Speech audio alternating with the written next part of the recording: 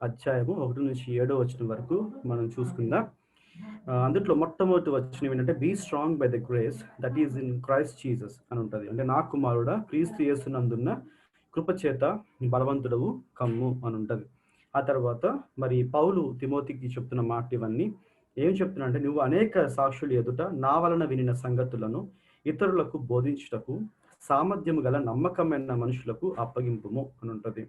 ఆ తర్వాత ఇమీడియట్ గా 3వ వచనం నుంచి 7వ వచనం వరకు మనం చూస్తా అంటే అక్కడ మరి ఒక 3 క్యారెక్టర్స్ ని మరి పౌలు మరి తీసుకొస్తా ఉన్నాడు తిమోతి దృష్టిలో. మనం చూస్తా అంటే ఆ 3 క్యారెక్టర్స్ ని మనము కొంచెం డెప్త్ గా మనం ఈ రోజు మనం ఆలోచించి మనం ధ్యానించుకొని మనం ముందుకెళ్దాం. మనం చూస్తా ఉంటే మొట్టమొదటిగా 3వ వచనం మనం చూస్తా ఉంటే, క్రీస్తు యేసు యొక్క మంచి సైనికుని వలె నాతో కూడా శ్రమను అనుభవింపుము అని ఉంది. క్రీస్తు యేసు యొక్క మంచి సైనికుని వలె, ఇక్కడ గుడ్ సోల్జర్ అనే వర్డ్ యూజ్ చేశారు ఇక్కడ. సో ఇక్కడ మనం చూస్తా ఉంటే 3 క్యారెక్టర్స్ ని మనం ఈ యొక్క ప్యాసేజ్ లో మనం చూస్తూ ఉంటాం. ఒకటి గుడ్ సోల్జర్, రెండోది కంపీటింగ్ అథ్లెట్, మూడవది ఏ హార్డ్ వర్కింగ్ ఫార్మర్. అంటే మంచి సైనికుడు, పోరాడే జట్టి అయిన వాడు, అలాగే పాటుపడే వ్యవసాయకుడు. 3 క్యారెక్టర్స్ ఉన్నాయి. అయితే ఇక్కడ మనం గమనించాల్సిన ఒక విషయం ఏంటంటే, ఇక్కడ ప్రతి క్యారెక్టర్ కి ముందు ఒక వర్బ్ ని మనం చూస్తూ ఉంటాం. ఏంటిది అని అంటే, ఇప్పుడు సోల్జర్ కి ముందు గుడ్ అని చూస్తూ ఉంటాం, అలాగే అథ్లెట్ కి ముందు కంపీటింగ్ అని చూస్తూ ఉంటాం, అలాగే ఫార్మర్ కి ముందు హార్డ్ వర్కింగ్ మనం చూస్తూ ఉంటాం. సో 3 థింగ్స్ ఇక్కడ మనం చూస్తాం, 3 విషయాలని మనం ఇక్కడ చూస్తూ ఉంటాం. ఇప్పుడు ఇప్పుడు సోల్జర్ అన్నా అంటే, ఇప్పుడు సైనికుడు గురించి మనం మాట్లాడుతున్నామంటే, సైనిక వస్త్రం ధరించిన ప్రతి ఒక్కరిని మనము సైనికులే అంటాం, సోల్జర్స్ అనే అంటాం. అయితే సైనికులకి లేకపోతే మంచి సైనికులకి చాలా తేడా ఉంటుంది. ఇక్కడ మంచి సైనికుడు ఏం చేస్తాడంట అంటే, మంచి సైనికుడు శ్రమ అనుభవించడానికనే సిద్ధపడతాడు. అలాగే ఇంకోటి ఏంటంటే, తను దండులో చేర్చుకున్న వాడిని సంతోష పెట్టాలని చూడరు అనమాట. సో 2 థింగ్స్ ఇక్కడ మంచి సైనికుడు చేస్తూ ఉంటాడు. సో మనం చూస్తా అంటే, ఇప్పుడు సోల్జర్స్ అనేవాళ్ళు, లేకపోతే ఇంతకుముందు మరి పాత రోజుల్లో మనం చూస్తా ఉంటే, యుద్ధం చేసే వాళ్ళు ఏమైనా సరే వాళ్ళు శత్రువుని జయించాలని ముందుకెళ్ళిపోతారు కానీ, రాజ్యాలు జయించాలని ముందుకెళ్తారు కానీ, శత్రువులను చంపాలనే చూస్తారు కానీ, ఎప్పటికీ భయపడి బయటికి వెనక్కి వచ్చేసే వాళ్ళు కాదనమాట. అలా వచ్చేసే వాళ్ళని మంచి సైనికులు అనలేం. మంచి సైనికులకు ఉండాల్సిన లక్షణాలు ఏంటో ఒక్కసారి మనం చూసుకున్న తర్వాత కొంచెం ముందుకెళ్దాం. Characteristics of a good soldier అంటే, ఇక్కడ మొట్టమొదటి లక్షణం ఏంటంటే డెడికేటెడ్, అంటే అంకితం అయిపోతాడు అనమాట. అంటే ఏంటంటే, తను అప్పగించిన పనిని చాలా డెడికేషన్తో వర్క్ చేస్తాడు. అంటే నేను ఎట్లాగైనా సరే నేను శత్రువుని జయించాలి, ఎట్లాగైనా సరే నేను పోరాడాలి అనేది తన యొక్క డెడికేషన్తో వర్క్ చేస్తూ ఉంటాడు. అలాగే చాలా మంది ఆఫీసెస్లో అవ్వచ్చు, లేకపోతే చాలా చోట్ల అవ్వచ్చు, చాలా డెడికేషన్తో వర్క్ చేస్తూ ఉంటాడు, చాలా నమ్మకమైన పనివాడు అని చెప్పేసి చెప్తా ఉంటారు. అలాగే గుడ్ సోల్జర్కి ఉండే మంచి లక్షణం అంటే డెడికేషన్. రెండవది డ్యూరబిలిటీ అంటే అదంటే శాశ్వతంగా, అంటే స్థిరముగా ఉండే సోల్జర్ అనమాట. ఒక సైనికుడు స్థిరంగా ఉంటాడు, దేనికి కదల్చబడడు. అంటే ఎటువంటి వాటికి భయపడ్డాడనమాట, ఎటువంటి వాటికి జలవడనమాట, అంటే వెనక్కి పారిపోయి వచ్చాడు అనమాట. సో గుడ్ సోల్జర్ అనేవాడు డ్యూరబుల్ గా ఉంటాడు, శాశ్వతంగా ఉంటాడు. మూడవదిగా డెలిబరేట్, అంటే ఆలోచనలు చేస్తూ ఉంటాడు, మంచి ప్లాన్స్ వేస్తూ ఉంటాడు. ఏ విధంగా నేను శత్రువుని నేను సంహరించాలి, ఏ విధంగా నేను శత్రువుని నేను జయించాలి, ఏ విధంగా నేను పోరాడాలి అనే ప్లాన్స్ తను వేస్తూ ఉంటాడు. అలాగే తన ప్లాన్స్ ని వేరే వాళ్ళతో పంచుకుంటాడు కూడా, తనతో పాటు ఉన్న సైనికులకు కూడా పంచుకుంటూ ఉంటాడు, లేకపోతే తనకున్న ప్లాన్స్ ని తన పై అధికారికి కూడా చెప్పుకుంటూ ఉంటాడు అనమాట. అలాగే చివరిగా మరి ఒకవేళ ఆ సైన్యంలో గెలిచినా ఓడినా సరే, తను ఏ విధంగా గాయపడినా కానీ తనకున్న డెలైట్ఫుల్, సో సంతోషము ఆనందం అనేది తప్పకుండా తను అనుభవిస్తూ ఉంటాడు. సో 4 Ds ఇక్కడ నేను మాట్లాడుతున్నాను. ఒకటి డెడికేటెడ్, రెండోది డ్యూరబుల్, మూడోది డెలిబరేట్, నాలుగోది డిలైట్ఫుల్. సో ఈ 4 విషయాలని మనము గుడ్ సోల్జర్లో మనం చూస్తూ ఉంటాం. మనం నార్మల్గా సోల్జర్ అనే కాదు, ఇప్పుడు ఒకవేళ ఆఫీసెస్లో అవ్వచ్చు, లేకపోతే స్కూల్స్ అండ్ కాలేజెస్లో అవ్వచ్చు, ఎంప్లాయీ అని అంటాము, అలాగే బెస్ట్ ఎంప్లాయీ అని అంటాం, లైక్ గుడ్ ఎంప్లాయీ అని కూడా ఉంటారు. సో బెస్ట్ ఎంప్లాయీ అవార్డ్స్ కూడా వస్తూ ఉంటాయి. అలాగే స్కూల్స్లో కూడా గుడ్ స్టూడెంట్ అని చూస్తూ ఉంటాం. స్టూడెంట్ ఉంటారు, గుడ్ స్టూడెంట్ ఉంటాడు, బెస్ట్ స్టూడెంట్ ఉంటారు. సో, ఈ విధమైన థింగ్స్ మనము చూస్తా ఉంటాం అనమాట. అలాగే ఇప్పుడు ఈ సైనికుల్లో గూడా సైనికుడుంటాడు, మంచి సైనికుడుంటాడు. మంచి సైనికుడు ఏం చేస్తాడంట, శ్రమ అనుభవించడానికైనా సిద్ధపడతాడంట. అలాగే మన బైబిల్‌లో మనం చూస్తున్నట్లుగా మనము దండులో చేర్చుకున్న వాడిని సంతోషపెట్టేవాడని పెట్టాలని చూడడనమాట. సో, కాబట్టి ఇక్కడ మనం నేర్చుకోవాల్సింది ఏంటి అనంటే, ఆత్మీయ రంగంలో మనం ముందుకెళ్ళిపోతూ ఉంటున్నప్పుడు, ఆత్మీయ రంగంలో మనం అందరం సైనికులమే. క్రీస్తు యొక్క సైనికులమే. కాబట్టి సైనికులుగా ఉంటే పనికిరాదు గానీ, మంచి సైనికులుగా ఉండాలని దేవుడు కోరుకుంటూ ఉన్నాడు. మంచి సైనికుడు ఏం చేస్తాడంట అంటే, మనం ఏం చేయాలంట, అంకితం అయిపోవాలి. డెడికేషన్‌తో మనం పని చేయాలి. దేవుడు మనకు అప్పగించిన పనిని చాలా డెడికేషన్‌తో, అంకితంగా మనము పని చేయాలి. అంటే ఫర్ ఎగ్జాంపుల్ మొన్న క్యాంప్స్ జరిగినాయి. చాలా కొంతమంది కొన్ని రెస్పాన్సిబిలిటీస్ ఇచ్చారు. చాలా అంకితంగా డెడికేషన్‌తో వర్క్ చేశారు. దేవునికి మహిమ. మరి అంత అద్భుతంగా మరి ఆ యొక్క కోఆర్డినేషన్ ఉండటం వలన, ఆ విధంగా డెడికేషన్‌తో చేయటం వలన మరి క్యాంప్ సక్సెస్‌ఫుల్ అయింది. ఎంతో మంది ఈ ఆత్మీయంగా బలపరచబడ్డారు. ఆత్మను రక్షించగలిగాము. సో, కాబట్టి డెడికేషన్ అనేది చాలా ఇంపార్టెంట్. దేవుడు మనకు అప్పగించిన పనిని మనం చాలా డెడికేషన్‌తో వర్క్ చేయాలి. అలాగే శాశ్వతంగా ఉండాలి. స్థిరంగా ఉండాలి. అంటే కేవలం ఏదో ఒక పర్టిక్యులర్ పీరియడ్ వరకు మాత్రమే కాకుండా, అంటే దేవుడు మన జీవితాల్లో మేలు చేసినప్పుడు మాత్రమే కాకుండా, ఎటువంటి పరిస్థితుల్లో అయినప్పటికీ, అంటే అది కష్టమైనప్పటికీ, నష్టమైనప్పటికీ, ఇబ్బందులైనప్పటికీ, శ్రమలైనప్పటికీ, అది ఏ సందర్భం అయినప్పటికీ మనం డ్యూరబిలిటీ మెయింటైన్ చేయాలి. అంటే మన ఆత్మీయ జీవితము అది ఎప్పటికీ ఫరెవర్, అంటే మనం ఈ లోకంలో జీవించినంత కాలము ఆ విధమైన ఆత్మీయ స్థితిని మనం ఉండగలిగి ఉండాలి. అంటే దేవునిలో మనం ఆయన స్వారూప్యంలోనికి మార్చబడుతూ, ఆయన పోలికలోకి మార్చబడుతూనే ఉండాలి.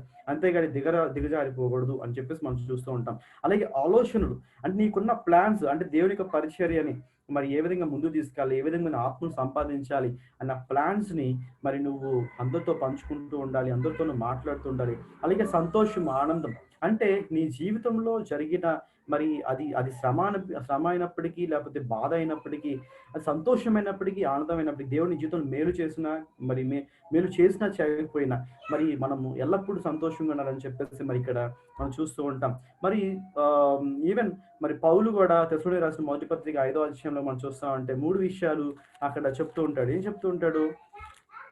ఆహ్, ఆహ్, 5వ అధ్యాయము 15, 16 వచనాలు మనం చూస్తామంటే, ఎల్లప్పుడూ సంతోషంగా ఉండుడి, ఎడతెగక ప్రార్థన చేయుడి, ప్రతి విషయమందును కృతజ్ఞతాస్తుతులు చెల్లించుడి. 3 విషయాలు ఇక్కడ చెప్తున్నాడు. ఎల్లప్పుడూ సంతోషంగా ఉండాలి. Rejoice always. ఎప్పుడు హ్యాపీగా ఉండమంటున్నాడు. ఎడతెగక ప్రార్థన చేయమంటున్నాడు. ఎప్పుడు మనం ప్రార్థనలోనే ఉంటూ ఉండాలని చెప్పేసి చెప్తున్నాడు. అలాగే ప్రతి విషయమందు కృతజ్ఞతాస్తుతులు చెల్లించాలి. అంటే అది ఏ విషయమైనప్పటికీ, even though in your tough times also, even in your tough situations also, మనం ఏం చేయాలంట, దేవుని మనం కృతజ్ఞతాస్తుతులు చెల్లించాలి అని చెప్పేసి ఇక్కడ మరి పౌలు మరి తెస్సలోనికీ సంఘానికి చెప్తున్నాడు. మరి ఈవెన్ తిమోతికి కూడా మరి ఈ విషయాలు చెప్తున్నాడు. సో, గుడ్ సోల్జర్‌గా ఉండు, నాతో పాటు శ్రమ భరించడానికి సిద్ధపడు అని చెప్పేసి అన్నాడు. అందుకనే ఒక కొటేషన్ ఉంటదనమాట. Christian life is not a bed of roses అని ఉంటది. అంటే క్రైస్తవ జీవితం అనేది పూలపు మాన్పు మీద నడిచే జీవితం కాదు అని చెప్పేసి చాలా మంది కొన్ని ప్రాస్పరిటీ గాస్పెల్స్‌లో మనం చూస్తామంటే, కొంతమంది చెప్పే మాటలు ఏంటంటే, ఇదిగో నువ్వు యేసుక్రీస్తులో నమ్ముకో, నీ జీవితం చాలా సంతోషంగా ఉంటది. నీ జీవితంలో అప్పులు పోతాయి. నీకు ఐశ్వర్యం వస్తది. అనే విషయాలని మరి తప్పుడు గాస్పెల్‌ని మరి చేయటం ద్వారా ఏమవుతుందంటే, అవన్నీ వాళ్ళకి కలగకపోవడం తర్వాత వాళ్ళు ఆ యొక్క డిస్సాటిస్ఫాక్షన్‌లో ఉండి అంటే మనం ఈ ఈ విధమైన ఫాల్స్ ప్రాస్పెరిటీ వాళ్ళు బోధించడం వలన మళ్ళీ వెనక్కిపోయే ఛాన్సెస్ చాలా ఉన్నాయన్నమాట. కాబట్టి మనకి అందుకని యేసుక్రీస్తు ప్రభువు చెప్పినట్టు గూడా మరి ఆహ్, ఎవడైనను నన్ను వెంబడింపగోరిన యెడల తన్ను తాను ఉపేక్షించుకొని ఏమన్నాడు? తన సిలువ ఎత్తుకొని నన్ను వెంబడింపవాలి. అందుకని మన సిలువను ఎత్తుకొని ఆయన వెంబడించాలి. అంటే it's not a easy life. Easy life అనేది కాదు అన్నాడు. అందుకని ఒక మంచి సైనికుడు చాలా కష్టాలు పడుతూ ఉంటాడు. ఆ విధమైన సక్సెస్ కూడా వస్తది. సో, కాబట్టి ఆత్మీయంగా ఇంకొకటి మనం దీనికి ప్యారలల్‌గా మనకి చెప్పుకోవాలనుకుంటే, ఇది మీ అందరికీ తెలిసిన వాక్య భాగమే. ఎఫెసీయులకు రాసిన పత్రిక 6వ అధ్యాయం 10-17లో మనం చూస్తామంటే, ఇంతకుముందు పాత కాలంలో మరి ఈ విధమైన ఆహ్, వస్త్రధారణ వాళ్ళకి సైనికులకి ఉండేది. ఇదేంటిది, శిరస్త్రాణం ఉండేది, దట్టి ఉండేది, డాలు ఉండేది, ఖడ్గం ఉండేది, మరి జోళ్ళు ఉండేవి. సో, ఈ విధంగా మరి మైమరుపు ఉండేది. సో, ఈ విధంగా మరి పాత నిబంధనలో ఉండేది. సో, కాబట్టి దీంతో మరి మరి పోల్చారనమాట. పోల్చారు. ఏంటిది? రక్షణ అనే శిరస్త్రాణం అని, నీతి అనే ఆహ్, నీతి అనే మైమరుపు అని, మరి సత్యం అనే దట్టి అని, మరి అలాగే దేవుని వాక్యం అనే ఆత్మకడ్గమని, విశ్వాసం అనే డాలని, సమాధానం స్వాతన్న శుద్ధ మనసుని జోడని. సో ఈ విధంగా మరి పోల్చారు. మరి ఈ రోజుల్లో కూడా మనం చూస్తా ఉంటే మరి మనం పోల్చుకోవచ్చు. అంటే ఇప్పుడు AK-47 గన్స్ అవ్వచ్చు, లేకపోతే వాళ్ళకి వేసుకునే హెల్మెట్స్ అవ్వచ్చు, వస్త్రధారణ అవ్వచ్చు, సో ప్రొటెక్షన్స్ అవ్వచ్చు, వాటిని కూడా మనం పోల్చుకుంటే మరి ఆ యొక్క చాప్టర్లో మనం చూస్తామంటే మనం పోరాడినది శరీరాలతో కాదు అని చెప్పేసి క్లియర్గా ఉంటుంది అనమాట. మనం పోరాడినది శరీరాలతో కాదు కానీ ఎవరితో పోరాడుతున్నాం అని చెప్పేసి ఉంటుందంటే అక్కడ ప్రధానులతోనూ అధికారులతోనూ ప్రస్తుత అంధకార సంబంధులకు లోకనాథులతోనూ ఆకాశ మండలం దురాత్మల సమూహంతో మనం పోరాడుచున్నాము. సో పోరాడుతున్నాం కాబట్టి మనకి ఒక స్పిరిచువల్ వార్ఫేర్లో ఉన్నాం కాబట్టి స్పిరిచువల్ ఆర్మని, సర్వాంగ కవచాన్ని మనం ధరించుకోవాలి అని చెప్పేసి ఇక్కడ మరి పౌలు ఎఫెసీ సంఘాన్ని చెప్తూ ఉన్నాడు. కాబట్టి సో మనం ఏం చేయాలంట, ఇవన్నీ మనం ధరించుకుంటూ ఉంటే అప్పుడు ఏమవుతుందంట 16వ వచనం చూస్తే దానితో మీరు దుష్టుని అగ్ని బాణములన్నిటినీ ఆర్పుటకు శక్తిమంతులవుదురు. ఒకవేళ మీకు మనకి శోధనలు, మనకి కష్టాలు మనకు వస్తున్నప్పుడు, లేకపోతే మనం ఈజీగా మనం పడిపోతున్నాం అని అర్థం ఏంటంటే ఇవి మనం సరిగ్గా యూజ్ చేసుకోవట్లేదు అనమాట. అంటే ఏదో ఒకటి మనకి ఏదైనా సంథింగ్ ఏదో మిస్ అవుతుంది అనమాట. సో ఒకసారి మన ఆత్మీయ స్థితిని మనం చెక్ చేసుకోవాల్సిన అవసరం చాలా ఉంది. ఒకవేళ సాతాను వేసే అగ్ని బాణాలకి మనం ఆర్పలేకపోతున్నాము అని అంటే ఈ యొక్క ఆర్మరీ మనం సరిగ్గా వేసుకున్నామా లేదా? ఒక సోల్జర్కి ఉండాల్సిన వస్త్రధారణ ఇది. ఒక మంచి సైనికుడు మరి ఈ విధంగా అన్ని ధరించుకుంటూ ఉంటేనే మరి ఇవన్నీ మరి విజయం సాధించగలరు అని చెప్పేసి మనం చూస్తూ ఉంటాం. మరి ఇంకా మరి చూస్తాం మరి ఈ యొక్క 4 లక్షణాలు మనకి కలిగి ఉండాలి. డెడికేషన్ ఉండాలి, డ్యూరబుల్ ఉండాలి, డెలిబరేట్ ఉండాలి, డిలైట్ఫుల్ ఉండాలి. అంటే అంకితము, శాశ్వతంగా ఉండాలి, ఆలోచనలు చేస్తూ ఉండాలి, సంతోషంగా ఉండాలి. సో కాబట్టి సైనికుడుగా మనం నిజంగానే మనం యేసుక్రీస్తు యొక్క మంచి సైనికులుగా ఉంటున్నామా, ఉండట్లేదా ఒకసారి మనం చెక్ చేసుకుందాం. ఒకసారి నిజంగా నేను క్రీస్తు కోసం శ్రమ పడటానికి సిద్ధంగా ఉన్నానా లేదా ఒకసారి మనం చెక్ చేసుకుందాం. అంటే వేరే వాళ్ళని నేను సంతోషపెట్టాలని చూస్తున్నానా, లేదా నేను నా తోటి బిలీవర్స్ నేను సంతోషపెట్టాలని చూస్తున్నానా, లేకపోతే నా సంఘ కాపరిని నేను సంతోషపెట్టాలని చూస్తున్నానా, లేకపోతే నేను నా తోటి స్నేహితులను నేను సంతోషపెట్టాలని చూస్తున్నానా, ఎవరిని సంతోషపెట్టాలని చూస్తున్నాం? దేవుని సంతోషపెట్టాలని చూస్తున్నామా, లేదా దేవుని సంతోషపెట్టాలని చూస్తున్నాం? ఒకసారి మనం చెక్ చేసుకుందాం. నిజంగా మన దేవుడు మనకు అప్పగించిన పనిని మనం సరిగ్గా చేస్తున్నామా, చేయట్లేదా? మన ఆత్మీయ స్థితి ఏ విధంగా ఉంది? నిజంగా మంచి సైనికుడిగా ఉంటున్నామా, ఉండట్లేదా? దేవుడు మనకి ఒక బెస్ట్ లేక గుడ్ సోల్జర్, బలా నమ్మకమైన మంచి దాసుడా అన్నట్టుగా గుడ్ సోల్జర్ అని మనకి సర్టిఫికేట్ ఇస్తున్నాడా, ఇవ్వట్లేదా? ఒకసారి మనం చెక్ చేసుకుందాం. ఇప్పుడు రెండోది ఇష్యూ చూస్తా ఉంటే కంపీటింగ్ అథ్లెట్ మన గురించి చూస్తుంటే జట్టి అయిన వాడు, అంటే పోరాడే జట్టి అయిన వాడు ఉంది ఇక్కడ. పోరాడే జట్టి అయిన వాడు ఏం చేస్తాడంట? నియమ ప్రకారం పోరాడతాడంట. నియమ ప్రకారం పోరాడితేనే కిరీటం వస్తుంట. సో మరి మనం చూస్తుంటే కిరీటం వస్తుంది. మరి నియమ ప్రకారం పోరాడితేనే కిరీటం వస్తుంది.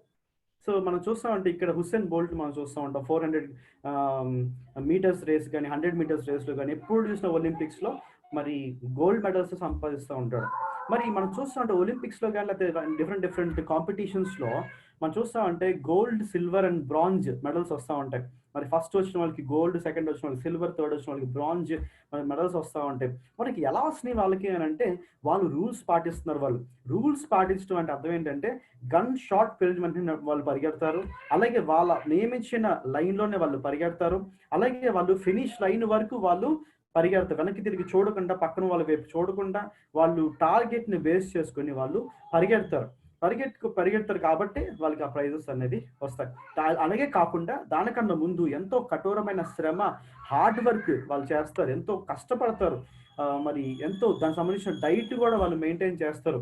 అలాగే ఆ కాంపిటీషన్ కూడా వాళ్ళకి సంబంధించిన చక్కని డ్రెస్, దానికి ఒలింపిక్ సంబంధించిన డ్రెస్ని వాళ్ళు వేసుకుంటారు. సో డిఫరెంట్ థింగ్స్, రూల్స్ అనేవి ఉన్నాయి. ఏ రూల్స్ మరి పాటించకపోయినా మరి వీళ్ళు డిస్క్వాలిఫై అయిపోతారు. ఫర్ ఎగ్జాంపుల్ ఇప్పుడు వాళ్ళ లైన్లో వాళ్ళు వెళ్ళకుండా పక్క లైన్లో వెళ్తే డిస్క్వాలిఫై, అలాగే గన్ షాట్ పేలకుండా వాళ్ళు పరిగెడితే డిస్క్వాలిఫై. సో ఈ విధంగా, లేకపోతే ఏదో మూవీస్లో చూపిస్తున్నట్టు పక్కన వాళ్ళని తంతం కానీ చేసినా కానీ డిస్క్వాలిఫై.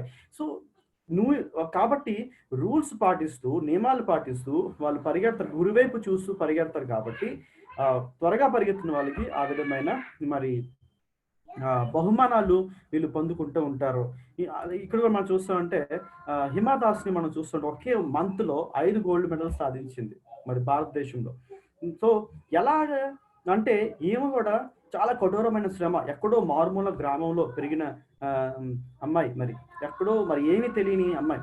మరి చాలా కఠోరమైన శ్రమ, నియమాలు పాటిస్తూ, చక్కని డైట్ మెయింటైన్ చేస్తూ, చక్కని ప్రాక్టీస్ చేస్తూ మరి ఆహ్, మరి 5 గోల్డ్ మెడల్స్ సాధించింది.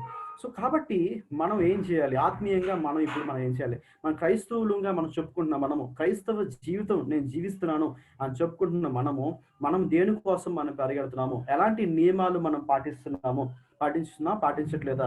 ఒకసారి మనం చెక్ చేసుకుందాం. రూల్స్ గురించి నియమాలు మనం చూస్తుంటే బైబిల్ గ్రంథంలో చాలా ఉన్నాయి. కానీ కొన్ని చాప్టర్స్ మాత్రం ప్రత్యేకంగా మరి కొన్ని విషయాలు మరి పర్టిక్యులర్‌గా చెప్పారట. ఈ విధంగా చేయండి, ఈ విధంగా ఉండండి అని చెప్పే చాప్టర్స్ కొన్నున్నాయి. మత్తయి సువార్త 5, 6, 7 అధ్యాయాలు కొండ మీద ప్రసంగం మనం చూస్తూ ఉంటాం. అలాగే రోమీయుల రాసిన పత్రిక 12 అధ్యాయం చూస్తా ఉంటాం.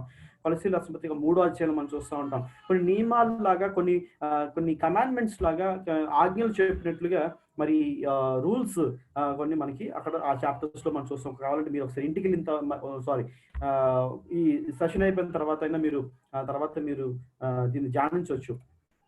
అలాగే ఒక్కటి మాత్రం చదువుదాము. మొదటి పత్రిక 9వ అధ్యాయము 24-26వ వచనం వరకు మనం చూస్తా ఉంటే, ఇక్కడ కొన్ని విషయాలు మరి రన్నింగ్ రేస్ గురించి మనం చూస్తా ఉంటాం. పందెపు రంగమందు పరిగెత్తు వారందరూ పరిగెత్తురు గాని ఒక్కడే బహుమానం పొందునని మీకు తెలియదా? అంటే ఇది యాక్చువల్‌గా రాసే టైంలో ఓకే. అప్పుడు మాక్సిమం మేబీ ఒక్కళ్ళకే బహుమానం వచ్చేదేమో గానీ, ఇప్పుడు మాక్సిమం ముగ్గురికి ప్రైజెస్ వస్తున్నాయి ఇప్పుడు. ఆహ్, అంటే ముగ్గురికొస్తున్నాయి. అలాగే అటువల్లే మీరు బహుమానం పొందినట్లుగా పరిగెత్తుడి. మరియు పందెమందు పోరాడు ప్రతివాడు అన్ని విషయమందు మితంగా ఉండును. ఇప్పుడు పరిగెత్తాలి. ఎలా పరిగెత్తాలంట? బహుమానం పొందేటట్టు అంటే ఏదో క్యాజువల్‌గా వచ్చాను. ఏదో నేమ్‌సేక్‌గా నేను పరిగెడుతున్నాను. పందెపు రంగంలో అంటే అలా పరిగెత్తరనమాట. వాళ్ళ విజన్, వాళ్ళ గోల్ అంతా మరి మనం చూస్తా ఉంటే ఎట్లాగైనా సరే నేను మెడల్ సాధించాలి. ఎట్లాగైనా సరే నేను సంపాదించాలి అన్న ఉద్దేశంతోనే వాళ్ళు పరిగెడతారు. కాబట్టి మనం గూడా ఆ విధంగానే పరిగెత్తాలి. మనం గూడా బహుమానం పొందే విధంగానే మనం పరిగెత్తాలి. అలాగే పోరాడేవాడు అన్ని విషయాల్లో మితంగా ఉంటాడు. చాలా లిమిటెడ్‌గా ఉంటాడు. ఎక్కువగా తినడు. తన డైట్‌ని తను మెయింటైన్ చేస్తా ఉంటాడు. సో, కాబట్టి మనం గూడా ఏ అన్ని విషయాల్లో మితంగా ఉంటున్నామా? ఉండట్లేదా? ఒకసారి మనం చెక్ చేసుకుందాం ఒకసారి. అలాగే వారు క్షయమగు కిరీటం పొందుటకును, మనమైతే అక్షయమగు కిరీటం పొందుటకు మితంగా ఉన్నాము. సో, వాళ్ళైతే క్షయమగు కిరీటం అంటే ఏదో ఒక రోజున ఆ యొక్క బహుమానం అనేది మేబీ తుప్పు పడిపోద్దేమో. ఆ మెడల్స్ అనేవి పాడైపోతాయేమో. కానీ మనం పొందుకునే కిరీటము అది అక్షయమగు కిరీటం. దట్ ఈస్ ఇంపెరిషబుల్ క్రౌన్ అని చెప్పేసి మనం చూస్తూ ఉంటాం. కాబట్టి నేను గురి చూడని వాని వలె పరిగెత్తువాడను కాను. సో, కాబట్టి ఇక్కడ మరి చెప్తున్న మాట ఏంటి అంటే పౌలు, ఇగో నేను గురి చూడని వాని వలె పరిగెత్తువాడను కాను నేను. నేను గురి చూసి పరిగెడుతున్నాను నేను. ఆ టార్గెట్ చూసే నేను పరిగెడుతున్నాను నేను అని చెప్పేసి పౌలు మరి కొరింథీ సంఘానికి చెప్తూ ఉన్నాడు. మరి ఈ విధంగా మనం గూడా మన ఆత్మీయ పరుగు పందెంలో మనం గూడా పరిగెత్తాలి అని చెప్పేసి మనం నేర్చుకోవాల్సిన విషయాలు చాలా ఉన్నాయి ఇక్కడ. అంతేకాకుండా ఇంకా కొన్ని విషయాలు నేను చూస్తాను.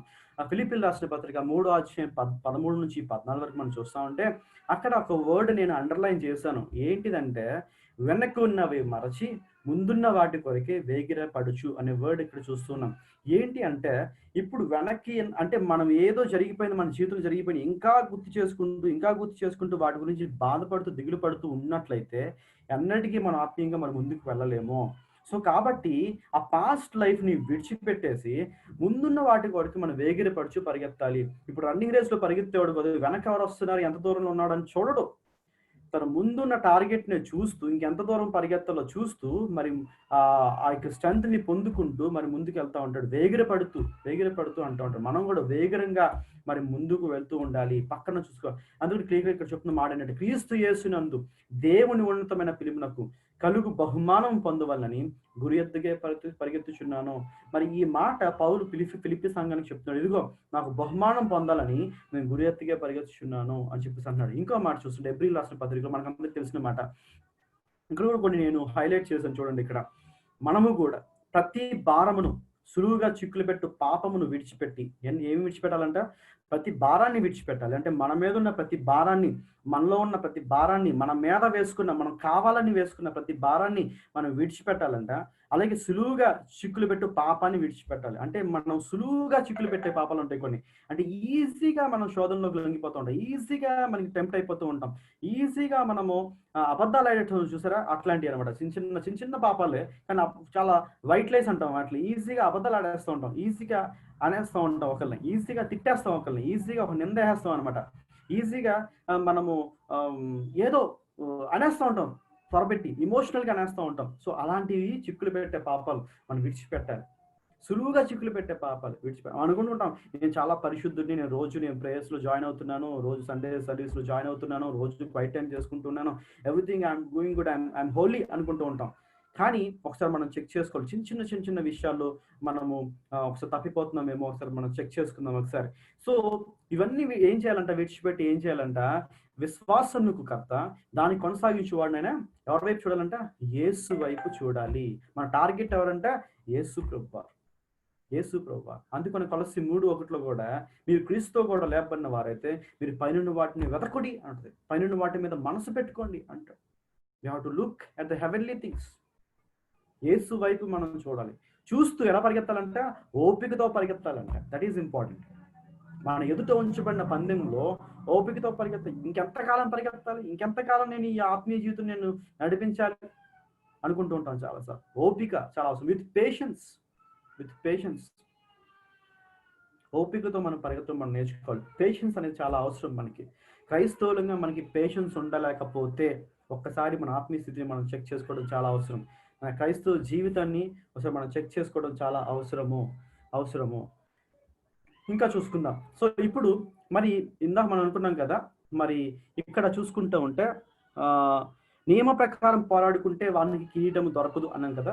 మరి కిరీటం మనకు కూడా దొరకాలి అని అంటే ఇక్కడ ఒక చిన్న విషయం మీకు అర్థం అవ్వాలో నేను చెప్తాను. ఏంటి అని అంటే, ఇందాక ఇక్కడ చూస్తా ఉంటే ఒక్కడే బహుమానం ఉంది ఇక్కడ కదా, ఒక్కడే బహుమానం. కానీ ఒక గుడ్ న్యూస్ ఏంటంటే మనకి ఏంటంటే ఒక్కరికే బహుమానం కాదు ఇక్కడ. ఒక్కరికే బహుమానం కాదు. ఇక్కడ రన్నింగ్ రేస్ లో పాల్గొనే ప్రతి ఒక్కరికి బహుమానం పొందుకునే అవకాశం దేవుడు మనకి ఇచ్చాడు. అందరికీ ఇచ్చాడు దేవుడు. అందరూ పొందుకోవచ్చు. ఒక్కలే కాదు, లేకపోతే ముగ్గురే కాదు, అందరికీ బహుమానం పొందుకునే అవకాశాన్ని దేవుడు మనకి ఇచ్చాడు. అంటే అర్థం ఏంటంటే, ఇదిగో నువ్వు కానీ నియమ ప్రకారం పోరాడు, నీకు బహుమానం ఇచ్చేస్తాను.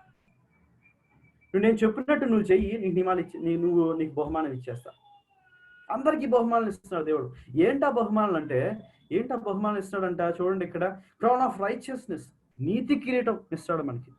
నీతి కిరీటం. తిమోతికి రాసిన 2వ పత్రిక 4:8 మనం చూస్తుంటాం. 4వ అధ్యాయం 8వ వచనం మనం చూస్తూ ఉంటాం. నీతి కిరీటం దేవుడు మనకి ఇవ్వబోతున్నాడు. అలాగే ఇంకోటి మనం చూస్తా ఉంటే క్రౌన్ ఆఫ్ లైఫ్, జీవ కిరీటం దేవుడు మనకి ఇవ్వబోతున్నాడు. యాకోబు రాసిన పత్రిక 1:12, అలాగే ప్రకటన గ్రంథము 2:10 మనం చూస్తూ ఉంటాం.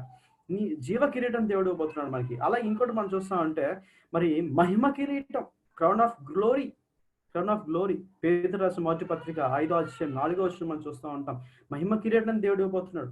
అలాగే ఇంకా చూస్తా ఉంటే క్రౌన్ ఆఫ్ రిజాయిసింగ్, అతిశయ కిరీటం, ఆనంద కిరీటం దేవుడు మనకి ఇవ్వబోతున్నాడు. తెస్సలోనికీయులకు రాసిన మొదటి పత్రిక 2:19 మనం చూస్తూ ఉంటాం. మరి ఇవన్నీ ఏంటి అంట?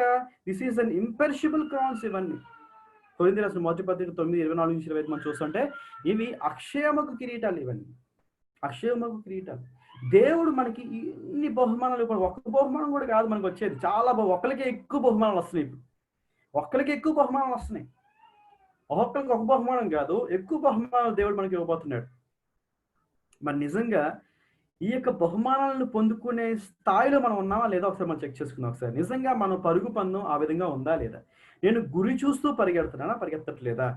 నేను సులువుగా చిక్కులు పెట్టే పాపాన్ని విడిచిపెట్టు పరిగెడుతున్నానా? ప్రతి భారాన్ని విడిచిపెట్టు పరిగెడుతున్నానా? నేను మితంగా ఉండి పరిగెడుతున్నానా? సో చెక్ చేసుకోవాలి. మనం నియమ ప్రకారం మనం పరిగెడుతున్నామా ఒకసారి మనం చెక్ చేసుకోవాలి ఒకసారి. ఎందుకంటే దేవుడు మనకి ప్రతిరోజు తన వాక్యం ద్వారా దేవుడు మనతో మాట్లాడుతూనే ఉంటాడు. క్వైట్ టైం ద్వారా ఎన్నో హెచ్చరికలు చేస్తూ ఉంటాడు, ఎన్నో సలహాలు ఇస్తూ ఉంటాడు. మనం చాలా చేసే తప్పు ఏంటంటే కేవలం వాగ్దానాల కోసమే చూస్తూ మిగతా వాటిని మనం పట్టించుకోం. దేవుడు మనం హెచ్చరిస్తున్నా మనం పట్టించుకోం చాలాసార్లు. సో కాబట్టి ఒకసారి మనం చెక్ చేసుకుందాం ఒకసారి. నిజంగా ఒకవేళ హెచ్చరిస్తున్నప్పుడు, ఆయన వాక్యంతో హెచ్చరిస్తున్నప్పుడు మనం సరి చేసుకొని మనం ముందుకు వెళ్ళడం చాలా అవసరం. అవసరం. అప్పుడే మనకి ఈ యొక్క కిరీటాలన్నీ, ఈ బహుమానాన్ని మనము స్వతంత్రించుకుంటూ ఉంటాము. ఇంకా ముందుకెళ్దాం ఇప్పుడు. కాబట్టి ఇది చూడండి ఇక్కడ. ఇక్కడ చూడండి ఒకసారి. కానీ నియమాలను పాటించకపోతే ఎవరు గెలుపొందరు. ఇది చాలా ఇంపార్టెంట్ ఇప్పుడు. ఇప్పుడు పందెంలో పరిగెత్తే వాళ్ళు నార్మల్‌గా ఒలింపిక్స్‌లో అయితే ఇప్పుడు ఎంత లేట్‌గా పరిగెత్తినా సరే ఫస్ట్, సెకండ్, థర్డ్ ప్రైజెస్ కంపల్సరీగా వచ్చేస్తాయి. అంటే ఒకవేళ నియమాలు పాటిస్తూ పరిగెత్తినా వస్తాయి. కానీ ఇక్కడ ఉంది చూడండి, నియమాలు పాటించకపోతే ఎవరు అంటే ఇప్పుడు ఆ పరుగు పందెంలో పాటించే ఒలింపిక్స్‌లో అయినా సరే ఎక్కడైనా సరే ఇప్పుడు నియమం ప్రకారం వాళ్ళు పరిగెత్తట్లేదు అనుకోండి, ఎవరికీ రావు ప్రైజెస్. ఎవరికి మెడల్స్ రావు. అందరూ డిస్క్వాలిఫై అయిపోతారు. కాబట్టి జ్ఞాపకం చేసుకుందాం ఒకసారి. నిజంగా మనం నియమ ప్రకారం పాటిస్తే మనం గెలుపొందుతాము. నియమ ప్రకారం పాటించకపోతే మనం గెలుపొందము. గుర్తుపెట్టుకుందాం ఒకసారి. సో విశ్వాసులు అనుసరించవలసిన కొన్ని చట్టాలు, శిక్షా విధులు, తర్ఫీదు ఉన్నాయి. వీటిని అనుసరించకపోతే వారు పొందగలిగిన బహుమతులను కోల్పోతారు. ఈ విషయాలు చాలా జాగ్రత్తగా మనం గమనిద్దాం. ఒకవేళ మనం బహుమానం పొందుకునే స్థితిలో ఉన్నామా, కోల్పోయే స్థితిలో మనం ఉన్నాం. సో చెక్ చేసుకుందాం ఒకసారి. తర్వాత నేను ముందుకెళ్తాను. ఇంకా హార్డ్ వర్కింగ్ ఫార్మర్ అంటే పాటుపడిన వ్యవసాయకుడు ఏం చేస్తూ ఉంటాడు? వ్యవసాయము చేసే వాళ్ళు చాలా కష్టపడతారు. మనకి బ్యాక్గ్రౌండ్లో ఏం జరుగుతుందో మనకి తెలియదు, కానీ మనకి హ్యాపీగా 1 కేజీ 25 కేజీల బస్తాని మనం తెచ్చేసుకుంటాం. చక్కగా నెల వరకు చక్కగా వచ్చేసి తినేస్తూ ఉంటాం. అలాగే కూరగాయలు తెచ్చుకుంటూ ఉంటాం, ఫ్రూట్స్ తెచ్చుకుంటూ ఉంటాం. We just go to the supermarkets or లేకపోతే సంతకు వెళ్ళి మనం కొనుక్కొని తెచ్చేసుకుంటూ ఉంటాం. కానీ మరి రైతులు ఎంత కష్టపడి వాటిని పండిస్తారన్న విషయాలు మనకి చాలా వరకు కొంతమంది తెలియదు. ఎన్నో ఎరువులు వేస్తూ ఉంటారు, మరి ఎప్పుడు చూసినా మరి పట్టించుకుంటూ ఉంటారు. ఎంత లిమిటెడ్గా మరి వెయ్యాలి, ఎంత వాటర్ వేయాలి, మరి వర్షాలు వచ్చినప్పుడు ఏ విధంగా వాటిని మరి కాపాడుకోవాలి. సో ఎన్నో విషయాలు మరి హార్డ్ వర్క్ చేస్తూ ఉంటాడు ఫార్మర్. రైతు కష్టపడుతూ ఉంటాడు. పాటుపడిన వ్యవసాయకుడే మొదటి ఫలములో పాలు పుచ్చుకోవలసిన వాడు అని ఉంది ఇక్కడ. పాటుపడిన వ్యవసాయకుడే మంచి ఫలాలు వస్తాయి, లేకపోతే మంచి ఫలాలు రావు. సో కాబట్టి ఒకసారి మనం జ్ఞాపకం చేసుకుందాం ఒకసారి. మరి నిజంగా మనం కూడా ఈ లోకంలో అందరం వ్యవసాయం చేసేవాళ్ళమే. దేనికోసం వ్యవసాయం చేస్తూ ఉంటాం మనం? అందుకే మంచి మంచి పాటలు కూడా మనకు ఉన్నాయి. కన్నులు నెత్తి పైరులు చూడు అని, ఇది కోతకు సమయం అని, ఎంతో చక్కని పాటలు మనకున్నాయి. పాటలు అయితే బాగానే పాడుతూ ఉంటాం నిజంగా. కానీ పాటలు పాడినంత ఈజీగా మనం నిజంగా దాని ప్రకారం మనం జీవిస్తున్నావా, జీవించలేదా ఒకసారి చెక్ చేసుకున్నాం ఒకసారి. యేసుని పొలములో మనమందరము జతపని వారం, చక్కని పాటలు పాడుతూ ఉంటాం మనం. కానీ నిజంగా ఆ విధంగా మనం పాటించడం ఒకసారి చెక్ చేసుకున్నాం. చూడండి, మూడు విషయాలు నేను దీని గురించి నేను చెప్పాలనుకుంటున్నాను. మూడు విషయాలు. ఫస్ట్ వన్ కొరింథీ రాసిన మొదటి పత్రిక 9వ అధ్యాయం 10వ వచనం మనం చూస్తామంటే ఇక్కడ నేను ఒక మాటని హైలైట్ చేశాను. ఆశతో త్రొక్కింపవలను. ఒక మాట హైలైట్ చేశాను, ఆశతో త్రొక్కింపవలను. కేవలం మన కొరకు దీనిని చెప్పుచున్నాడా? అవును, మన కొరకే కదా ఈ మాట రాయబడిన. ఎలయనగా దున్నువాడు ఏం చేయాలంట? ఆశతో దున్నాలంట. కళ్ళము త్రొక్కించేవాడు పంటలో పాలు పొందునను ఆశతో త్రొక్కిపోను. ఆశతో దున్నాలి, ఆశతో త్రొక్కాలి. డిజైర్ అనేది ఉండాలి. ఒక క్రైస్తవ జీవితం మనం జీవిస్తున్నట్టే నేను క్రైస్తవుని అని చెప్పుకుంటున్నావు అంటే మరి నువ్వు రక్షించబడ్డావు, బాగానే ఉంది. మరి మిగతా సంగతి ఏంటి? నీ కుటుంబీకుల సంగతి ఏంటి? నీ బంధువుల సంగతి ఏంటి? మన బెస్ట్ ఫ్రెండ్స్, మరి బాగా క్లోజ్ ఫ్రెండ్స్ సంగతి ఏంటి? మనతో పాటు పనిచేసే వాళ్ళ సంగతి ఏంటి? ఆశ ఉందా మనకి? డిజైర్ ఉందా మనకి? సరే మనం చెక్ చేసుకోవాలి ఒకసారి. ఆశతో దున్నాలి మనం, ఆశతో త్రొక్కాలి మనం. ఆశతో దున్నాలి, ఆశతో త్రొక్కాలి. ఆ డిజైర్ మనకి ఉండాలి. రెండోదిగా మనం చూస్తామంటే మనం గలతీయుల రాసిన పత్రిక 6వ అధ్యాయం 9వ వచనం చూస్తే మనం మేలు చేయటం విసుకక ఉండాలంట. మనము అలయక మేలు చేసిమని తగిన కాలమందు పంట కోస్తాము. ఇది మనకి ఇంపార్టెంట్. విసుకక ఉండాలి. ఎంతకాలం నేను ప్రార్థన చేయాలి అంటూ ఉంటాం మనం చాలాసార్లు. ఎంతకాలం నేను గోజాడాలి, ఎంతకాలం నేను కన్నీళ్ళు కార్చాలి అనుకుంటూ ఉంటాం. విసుకొచ్చేస్తాం మనకి. కానీ విసుకగా ఉండాలి అన్న. ఎందుకంటే దేవుడు చెప్తున్న మాట అండి ఇక్కడ, ఇగో తగిన కాలమందు పంట కోస్తాము. తగిన కాలం విసుకగా ఉండాలి మనం. ఫార్మర్ కూడా, మరి రైతు కూడా విసుక్కున్నాడు అనుకోండి, ఏంటి ఇది సరిగ్గా పంట రావట్లేదు, సరిగ్గా ఏంటి ఎంతకాలం ఇంకా ఎప్పుడు వస్తుంది చేతికి పంటకి అనుకున్నాడు అనుకోండి, మధ్యలో వదిలేశాడు అనుకోండి, ఏమవుతుంది? మనం తినడానికి ఆహారం ఉండదు మనకి. విసుక్కుండా చేస్తూ ఉంటారు వాళ్ళు. రైతులు విసుక్కోకుండా చేస్తుంటారు, ఆశతో తొక్కుతారు, ఆశతో దున్నుతారు వాళ్ళు. మనం కూడా ఆ విధంగా మనం ఈ లోకంలో మనం కూడా ఈ యొక్క ఇదంతా ఒక ఫీల్డ్ అన్నమాట. మిషన్ ఫీల్డ్ అన్నట్టు మనం మాట్లాడాలి. మిషన్ ఫీల్డ్ ఎవరో ఒకళ్ళు అనమాట. ఎక్కడున్నా ఎక్కడున్నా సరే, అంటే ఏదో నార్త్ ఇండియన్ వెళ్ళిపోయి ట్రైబల్స్లో వెళ్తేనే మనం మిషనరీస్ అనుకోవడం కాదు. మీరు ఎక్కడున్నా సరే మీరు మిషనరీస్గా ఉండొచ్చు అని చెప్పేసి ఒక భక్తుడు అన్నాడు. మీరు ఉండే ప్లేస్ని మీరు మిషనరీ ఫీల్డ్స్గా మీరు మార్చుకోవచ్చు అని చెప్తున్నారు అనమాట. సువార్త అనేది తెలియని ప్రతి ఒక్కరికి చెప్పేయచ్చు. మీ మన చుట్టుపక్కల చాలా మంది ఉన్నారు. మనతో పాటు పనిచేసే వాళ్ళు చాలా మంది ఉన్నారు. మన కుటుంబీకుల్లోనే చాలా మంది ఉన్నారు. మన బంధువుల్లోనే చాలా మంది ఉన్నారు. మరి మనం ఒక మిషనరీగా మనం ఉంటున్నామా? ఆశతో చెప్తున్నావా సువార్త వాళ్ళకి? అవకాశం వచ్చినప్పుడల్లా మనం సువార్త చెప్తున్నావా, చెప్పట్లేదా? విసుకక వాళ్ళ కోసం ప్రార్థన చేస్తున్నావా, చేయట్లేదా? అసలు మనం చెక్ చేస్తున్నాం. మూడో విషయం కీర్తన గ్రంథం 126 అధ్యాయం 5-6 వచనం మనం చూస్తామంటే, కన్నీళ్లతో విత్తుచు కన్నీళ్లు విడిచుచు విత్తువారు సంతోషగానముతో పంట కోసేతరు.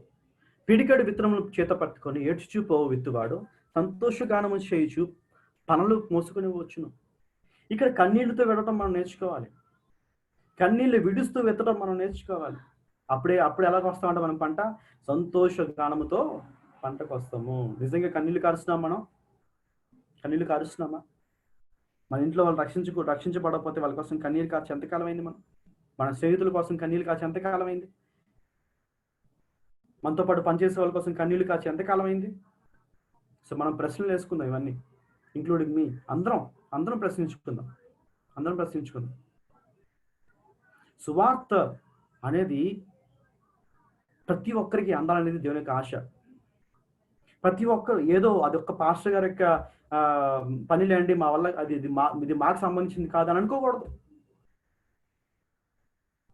ఇవాంజలిజం అనేది ప్రతి ఒక్కరు చేయాల్సిన పని. రక్షించబడిన ప్రతి ఒక్కరూ చేయాల్సిన పని ఇది. మరి ఇప్పుడున్న డిజిటల్ కదా, మరి మేము ఎలా చేయగలం అనుకుంటా ఉంటాం. కనీసం 1-to-1 మన ఫ్రెండ్స్తో మాట్లాడినప్పుడు, ఫోన్లో మాట్లాడినా, డిజిటల్గా అప్పుడప్పుడు మనం కలుసుకున్నా, వాట్సాప్లో మాట్లాడుకుంటున్నా సరే, అవకాశం వచ్చినప్పుడల్లా సరే దేవుని సువార్తను చెప్పడానికి, యేసుక్రీస్తు ప్రభువుని పరిచయం చేయడం మనం నేర్చుకోవాలి. ఒకవేళ మనకి కుదరలేకపోతున్నట్లయితే కనీసం అప్పుడప్పుడు ఈ విధంగా జరిగే క్యాంప్స్ కన్నా ఇన్వైట్ చేద్దాం. అందుకనే ఒక FMBP ఇది మంచి స్లోగన్ అనమాట. గో ఆర్ సెండ్ అని ఉంటుంది. వెళ్ళు లేక పంపించు అని ఉంటుంది. నువ్వన్నా వెళ్ళు లేదా పంపించు అని ఉంటుంది. దాన్నే మనం దీని కింద మనం కన్వర్ట్ చేసుకుందాం. నువ్వు చెప్పలేకపోతే కనీసం చొప్పించు అని ఉంటుంది ఇక్కడ. సో కాబట్టి మనం ఆశతో 3 విషయాలు ఇక్కడ చూస్తున్నాం. ఇక్కడ ఒక రైతు చేసే పనులు 3 విషయాలు చేస్తాడు. ఏంటంటే ఆశతో చేస్తాడు, విసుక చేస్తాడు, కన్నీటితో విత్తుతాడు, సంతోషగానంతో పంటకు వస్తాడు. ఈ మూడింటిని మనం కలిగి ఉండాలి. అప్పుడు దేవుడు అంటాడు తెలుసా, ఇదిగోండి లాస్ట్ ఫైనల్ మాట. కాగా కొరింథీ రాసిన మొదటి పత్రిక 15వ అధ్యాయం 58వ వచనం ఏమంటాడంటే ఇక్కడ, కాగా నా ప్రియ సహోదరులారా, మీ ప్రయాసము ప్రభువునందు వ్యర్థము కాదు అని ఎరిగి, వ్యర్థము కాదు, మీరు చేసే ప్రయాస అంతా ఏది వ్యర్థము కాదు అని ఎరిగి. ఎలా ఉండాలంటే మళ్ళీ ఇంకో మాట చెప్తున్నాను. మళ్ళీ అప్రిషియేట్ చేస్తూనే ఇంకో మాట అన్నాడు ఇక్కడ. ఏంటంటే స్థిరంగా ఉండు, కథలను వారిగా ఉండు, ఎప్పటికీ ఆసక్తులుగా ఉండు. 3 విషయాలు ఇక్కడ హైలైట్ చేశాను. ఇక్కడ 3 things. You should be stable enough. స్థిరంగా ఉండాలి, కథలను వారంగా ఉండాలి, ఎప్పటికీ ఆసక్తులు. దేనిందు ఆసక్తులు అంటే ప్రభువు కార్యాభివృద్ధి అందు ఎప్పటికీ ఆసక్తులై ఉండాలి. ఈ మూడు విషయాలు మనం కలిగి ఉండాలి. ఒకవేళ మనం నిజంగానే మంచి సైనికులుగా, నిజంగానే పోరాడే జట్టి అయిన వాడిగా, నిజంగా మరి పాటుపడే వ్యవసాయిగా ఉన్నట్లయితే, మనము ఏదో అన్ని నేను చేసుకుంటూ వెళ్ళిపోతున్నానులే అని మనము ఆ యొక్క దానిలో మనం ఉన్నట్లయితే దేవుడు అంటాడు తెలుసా, అలా కాదు, ఇదిగో నువ్వు ఏదో కొంచెం సమయం చేసి చేయడం కాదు, కానీ నువ్వు స్థిరంగా చెయ్యి, ఎప్పటికీ చెయ్యి, ఎప్పటికీ ఇది విధంగానే నువ్వు కంటిన్యూ అవుతూ ఉండు, నువ్వు చనిపోయేంత వరకు విధంగానే ఉండాలి. ఇది చెప్తున్నాడు. మరి ఇన్ని మాటలు చెప్తున్నా మరి పౌలు నిజంగా తను ఉన్నాడా లేదా మనం చూస్తుంటే మనకు తెలుసు ఎంత మంచి టెస్టిమనీ ఇచ్చాడు. ఇక్కడ 3 F's ఇక్కడ మనం చూస్తున్నాం. 3 F's: fought, finished, faith. Fought, finished faith. మనం చూస్తా అంటే తిమోతికి రాసిన 2వ పత్రిక 4:7 మనం చూస్తా ఉంటే, నేను మంచి పోరాటం పోరాడితిని, నా విశ్వాసం కాపాడుకుంటుని, నా పరుగును కడముట్టించితిని. చాలా చక్కగా మాట్లాడుతున్నాడు ఇక్కడ. మంచి పోరాటం పోరాడాను, విశ్వాసం కాపాడుకుంటుని అంటున్నాడు, నా పరుగును కడముట్టించాను అంటున్నాడు. Paul's last words testifying himself. మరి ఈ 3 F's మనం చెప్పుకునే స్థితిలో మనం ఉన్నామా లేదా? Fought, finished, kept the faith. So మనం చెక్ చేసుకుందాం ఒకసారి, మన క్రైస్తవ జీవితం నిజంగా ఆ విధంగా ఉందా లేదా? నిజంగా మనం విధమైన సాక్ష్యాన్ని మనము చెప్పుకునే స్థితిలో మనం ఉన్నామా లేదా? సో మనం చెక్ చేసుకుందాం ఒకసారి. సో 3 విషయాల్ని దేవుడు మన ముందుకు తీసుకుని వచ్చాడు. అయితే ఒకవేళ అనుకోవచ్చేమో, నేను ఈ 3 విషయాలు సరిగ్గా ఉండలేకపోతున్నాను, నాకు సహాయం కావాలి ప్రభువా అని అడుగుతా ఉంటే, నిజంగా దేవుడు మనకి సహాయం చేస్తాడు. అందుకని మొట్టమొదటి వచనంలోనే ఏమంటే, నా కుమారుడా క్రీస్తు యేసునందున కృప చేత బలవంతుడవు కమ్ము అన్నాడు. బీ స్ట్రాంగ్ అంటున్నాడు. యేసు క్రీస్తు ప్రభువారు మనకి బలం ఇచ్చే దేవుడు. ఒకవేళ మనం బలహీనం అనుకో, ఒకవేళ నేను సరిగ్గా నా వల్ల కావట్లేదు అనుకుంటున్నావేమో, దేవుడు మనకి బలం ఇచ్చేవాడు ఆయన. మన బలహీనతలు తొలగించి బలం ఇచ్చేది ఆయనే. కాబట్టి ఆయన బలం ఇస్తాడు కాబట్టి మనం మంచి సైనికులుగా మనం ఉండగలం. జట్టు అయిన వాళ్ళగా, పోరాడే జట్టు అయిన వాళ్ళగా మనం ఉండగలం. పాటుపడే వ్యవసాయకులుగా మనము ఉండగలము. సో కాబట్టి మన క్రైస్తవ జీవితం ఏ విధంగా ఉంది? సో మనం చెక్ చేసుకుందాం ఒకసారి. నిజమైన క్రైస్తవులుగా మనం జీవిస్తున్నామా? Are we living like a true Christian? నిజంగా మంచి క్రైస్తవ జీవితం మనం జీవిస్తున్నామా, జీవించట్లేదా? సో మనం చెక్ చేసుకుందాం. పాల్ టెస్టిఫై చేసినట్లుగా 3 F's చూసాము, ఫాట్, ఫినిష్డ్ అండ్ ఫెయిత్.